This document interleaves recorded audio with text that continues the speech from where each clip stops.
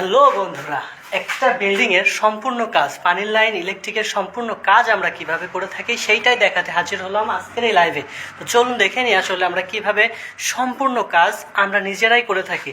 তো এখানে মূলত আমরা আজকে যে কাজের জন্য এসেছি সেটা হচ্ছে, এখানে আমরা একটা কলে মোটর সেট করব। আর এই বিল্ডিংয়ের কাজগুলো কিন্তু আমরা করেছি সম্পূর্ণ আমরা নিজের হাতে করেছি।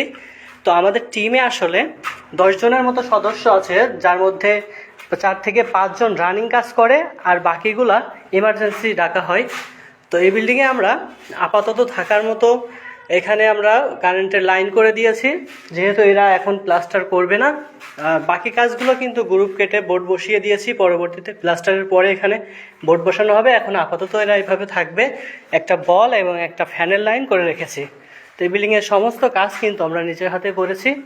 ইলেকট্রিকের কাজগুলো এবং পানির লাইনের কাজগুলো যদি একটুখানি দেখাই আপনাদেরকে।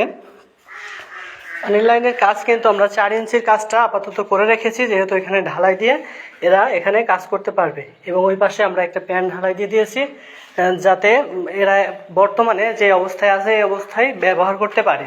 পরবর্তীতে যখন টাইলস করবে বা অন্যান্য কাজকর্ম করবে, তখন ওরা ওদের মতো করে আবার পরবর্তী কাজগুলো করে দেব। তো সম্পূর্ণ কাজটা দেখার জন্য আপনাদেরকে অসংখ্য ধন্যবাদ। আমাদের সাথে কিন্তু যোগাযোগ করতে পারেন, আমাদের প্রোফাইলে নাম্বার দেওয়া আছে, যে কোনো জায়গায় কিন্তু নাম্বার দেওয়া আছে। আমাদের সাথে যোগাযোগ করে আপনার বাসা বিল্ডিংয়ের যে কোনো পরামর্শ, যে কোনো কাজের জন্য যোগাযোগ করতে পারেন। আমরা সম্পূর্ণ কাজ, ইলেকট্রিক এবং পানির লাইনের সম্পূর্ণ কাজই কিন্তু করে থাকি। এখানে একটা রাইস কুকারের লাইন দেওয়া হয়েছে আপাতত কোনোরকমভাবে, এবং এখানে ফ্রিজ রাখবে, যার জন্য এখানে একটা বোর্ড দেওয়া হয়েছে।